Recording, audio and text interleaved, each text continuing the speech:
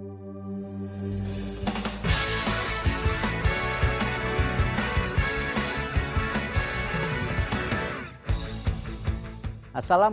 warahmatullahi wabarakatuh. Salam sejahtera untuk kita semua. Shalom, Om Swastiastu, Nama Budaya, Salam Kebajikan.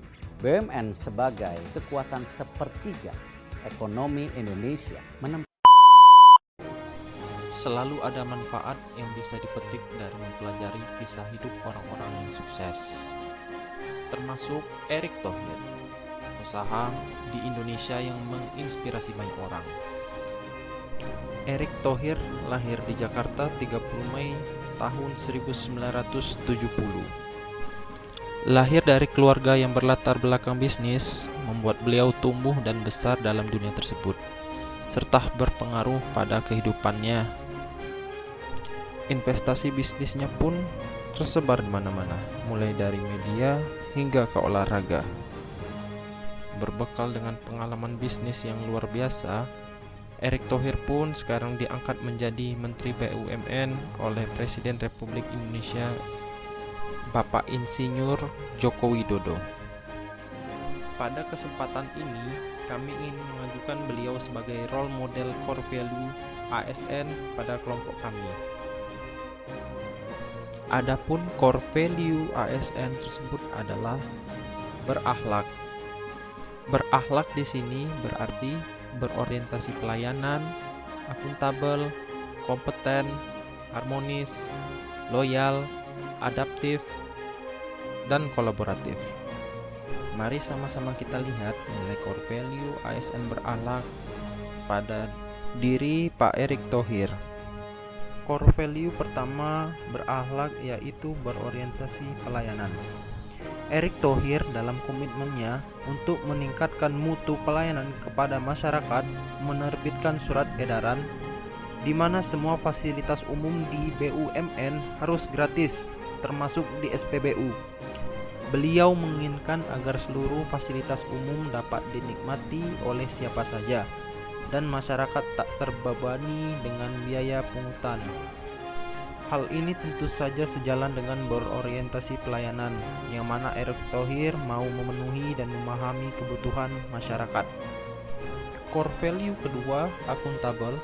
Sebagai menteri yang bertanggung jawab langsung ke presiden atas jabatannya, Erick Thohir memiliki sikap jujur, adil dan konsisten dalam menjalankan tugas dan fungsinya. Contoh dari sikap ini dapat kita lihat ketika beliau melaporkan tindak pidana korupsi di lingkungan maskapai penerbangan nasional Garuda Indonesia yang terkait dengan pengadaan salah satu jenis pesawatnya ke Kejaksaan Agung. Ini merupakan bukti betapa seriusnya beliau dalam bertindak di lingkungan BUMN serta menerapkan core value kedua yaitu akuntabel.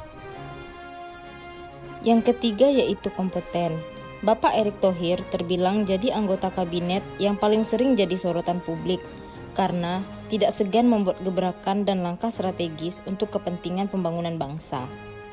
Berdasarkan hasil kajian political opinion, Bapak Erick Thohir menempatkan posisi 5 besar sebagai menteri dengan tingkat popularitas dan apresiasi masyarakat tertinggi, dan posisi pertama kategori tingkat ketersukaan responden.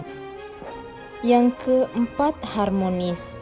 Menteri BUMN Bapak Erick Thohir ingin membangun budaya kerja yang harmonis di lingkungan BUMN dengan jam kerja yang fleksibel supaya dapat meningkatkan kinerja pegawai serta memaksimalkan output pekerjaan di lingkungan BUMN.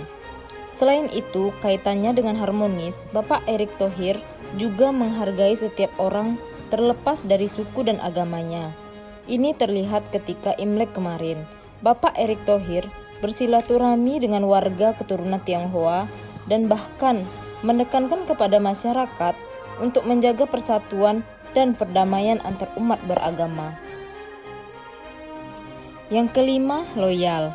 Bapak Erick Thohir adalah sosok yang gigih, bekerja keras, dan tegas dalam bersikap untuk kepentingan masyarakat.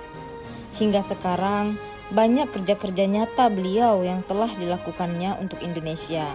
Di antaranya, pertemuan dengan Menteri Energi dan Infrastruktur Uni Emirat Arab. menghadiri peresmian Masjid At-Thohir oleh Presiden Indonesia Bapak Joko Widodo. Adaptif. Saat ini Indonesia dihadapkan dengan tantangan baru. Bapak Erick Thohir menyatakan, dalam menyikapi hal tersebut diperlukan superhero baru yang didukung oleh tools yang memadai. Kualitas sumber daya manusia yang paham akan digitalisasi merupakan salah satu hero yang akan menjadi bagian terdepan. Core value berakhlak yang terakhir adalah kolaboratif. Dalam hal ini, Bapak Erick Thohir mampu menggerakkan berbagai sumber daya dan terbuka agar para pengusaha dapat bekerja sama dengan BUMN untuk menghasilkan nilai tambah. Khususnya mendorong pengusaha dan UMKM bangkit dari keterpurukan akibat pandemi. Ketika kita bekerja untuk kepentingan bangsa, maka tidak ada lagi kubu swasta atau kubu BUMN. Karena semuanya harus bersinergi menjadi satu, guna mendukung transformasi dalam penanganan ekonomi bangsa Indonesia pasca pandemi. Mungkin itu dulu persembahan dari kelompok kami. Apabila ada kekurangan, kami mohon maaf. Terima kasih. Jumpa di waktu yang lain. And I leave no regret. I do what I can do, not what